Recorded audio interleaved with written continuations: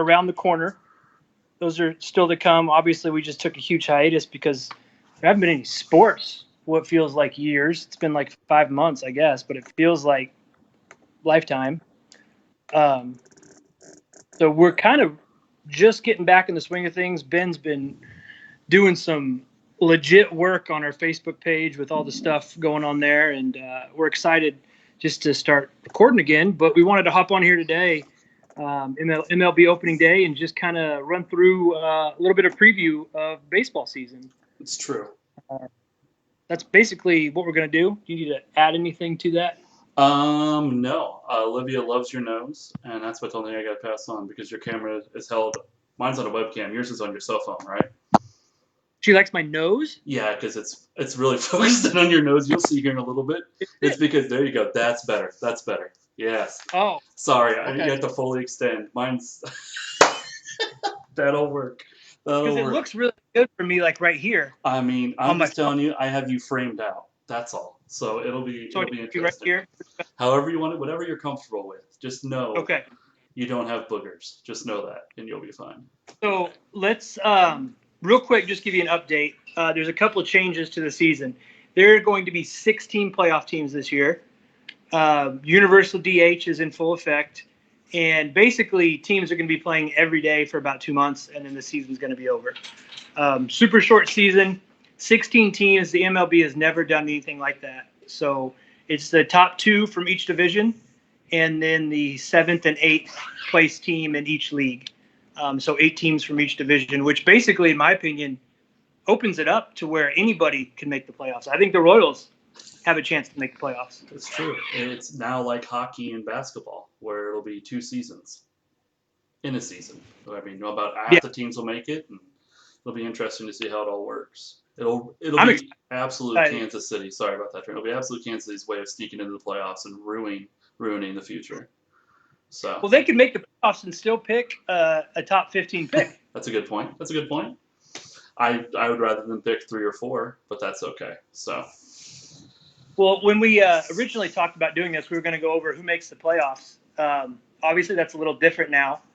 So I do want to just preview real quick, maybe talk about we'll still do who's going to make the playoffs, and then maybe do like MVP and Cy Young winners. And this is just a kind of a snippet. We're going to be on for maybe another 10, 15 minutes or so.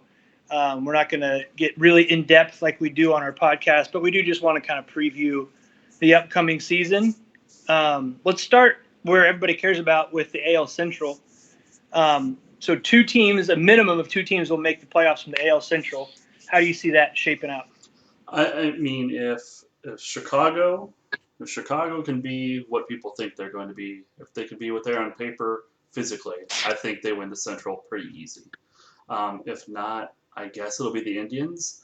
I don't have faith in the Twins. The Twins have not been back-to-back Twins since, Santana was there? Like, when was the last time that, I mean, they always went to the AL wild card and lost to the Yankees. I mean, that's what they did for like 4 or 5 years. Early mid-2000s. So, I mean, I think it's the Indians to lose. I think Chicago has the best chance to win it if everything goes right for them. But, I mean, I assume it's going to be the Indians just because Chicago hasn't been Chicago since they won the World Series. So. I think those 3 teams you talked about, I think, are the runaway favorites. Obviously, the Tigers and the Royals are a little bit off in the distance. The one thing, just kind of a caveat to this whole season, is like in 60 games, anything can happen. Correct. When there's 16 playoff teams, so literally any team has a chance. I actually like the Twins. I think the Twins are going to win the division. I really like them bringing in. They brought in Kenta Maeda.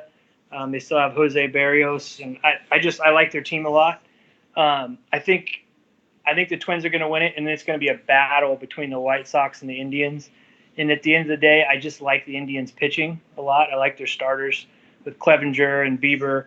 But it wouldn't surprise me at all because, like you said, the White Sox have so much young talent. But I'll probably put the Indians as the second team, but I wouldn't be surprised if the White Sox were also one of the playoff teams. But I do think that the people are sleeping on the Royals. They're often, I've said this multiple times, they're being mentioned in the same breath as like the Orioles and the Tigers, and I think they're far better. than those teams. Their pitching staff leaves a little to be Brutal. desired. Brady Singer is starting game 2. Correct. And he was like their top pick a couple years ago. Like he can come in. Yeah.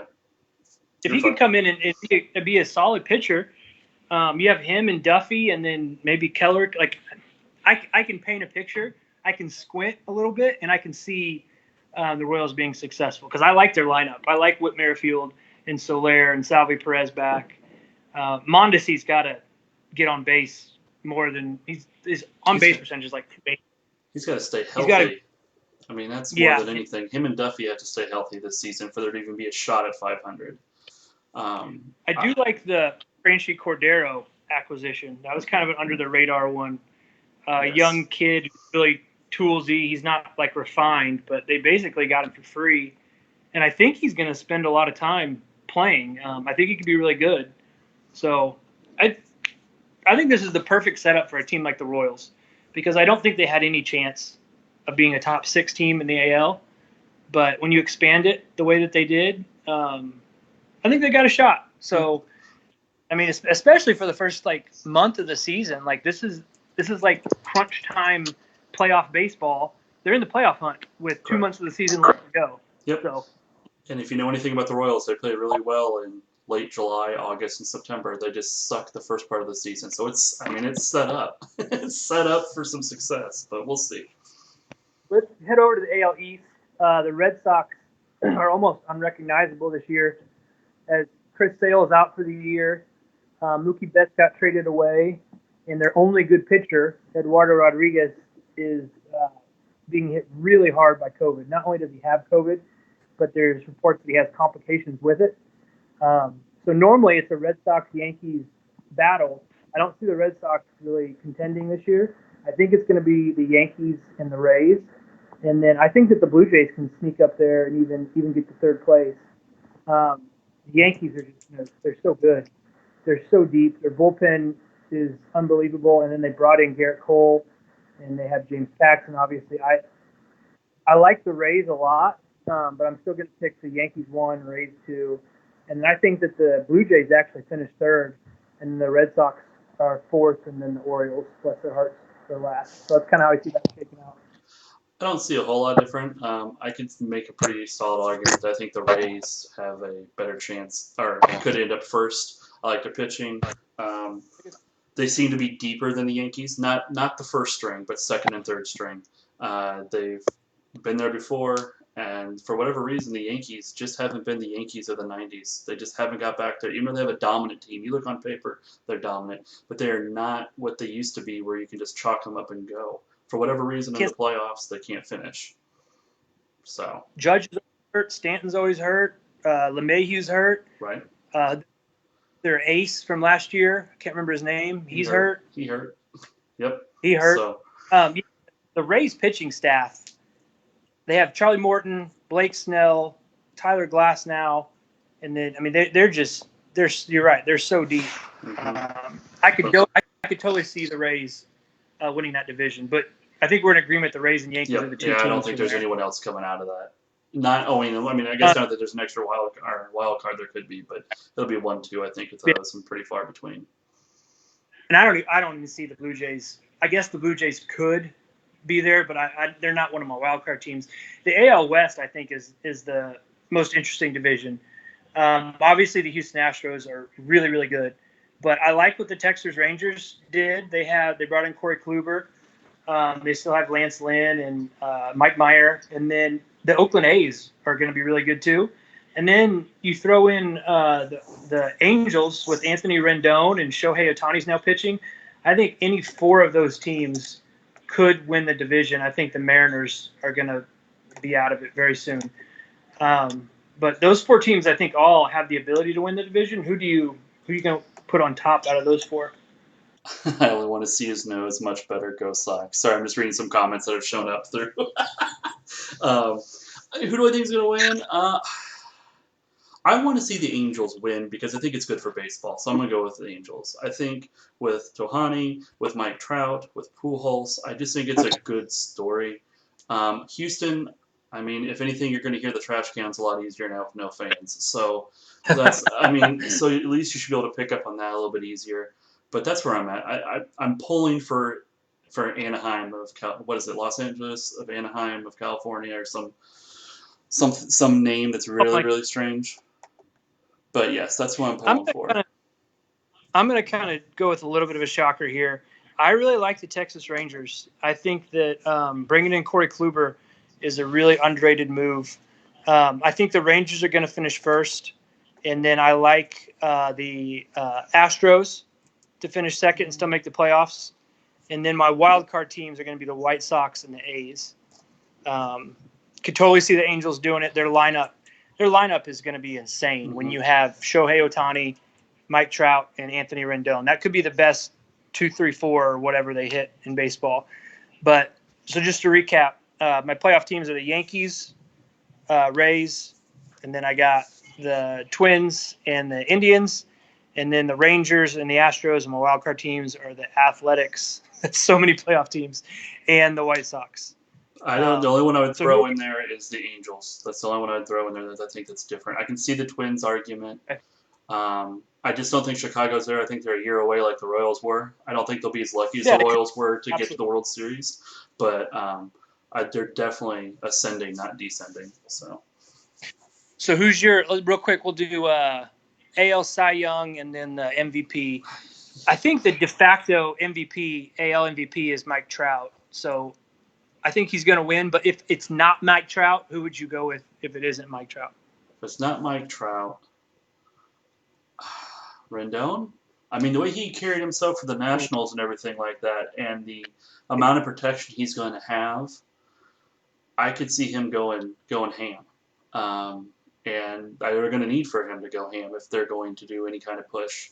So I'm going to go with that. I know it's probably not a popular one, but that's just someone I can see. If it's not Trout, I still think it could be him. I think I have a sleeper for my AL MVP. I like Matt Olson, Athletics first baseman. I think he could sneak in there. I think he's the kind of guy that in 60 games he could lead the league in home runs. So obviously I think Trout will probably win it. He's the best player maybe in the history of baseball. But I'll go Matt Olson, and then super, super deep sleeper, Yasmani Grandal, the White Sox catcher. Interesting. I could see him doing crazy. For the Cy Young Award, I think Garrett Cole is the favorite, probably. Outside of that. But I'm going to get, again, if I had to put money on it, I go Garrett Cole. But outside of that, two sleepers I like is Tyler Glasnow for the Rays, and then I like Mike Clevenger for the Indians. Those would be my two sleeper guys. I'm going to go Greinke for Houston. If there's ever going to be a year for him just not to really care and for stuff to light up like he did in Kansas City, I think this is it. No one's going to be watching him. No one's going to, you know what I mean? Like, no one in the stadium. It is Greinke. It's a good point. It's just like him at home, playing his computer, playing World of Warcraft like he likes to do. Like, this is a year that's set up for Greinke. No fans, barely any media. Let's go. Don't have to deal with any of the distractions that's in Houston.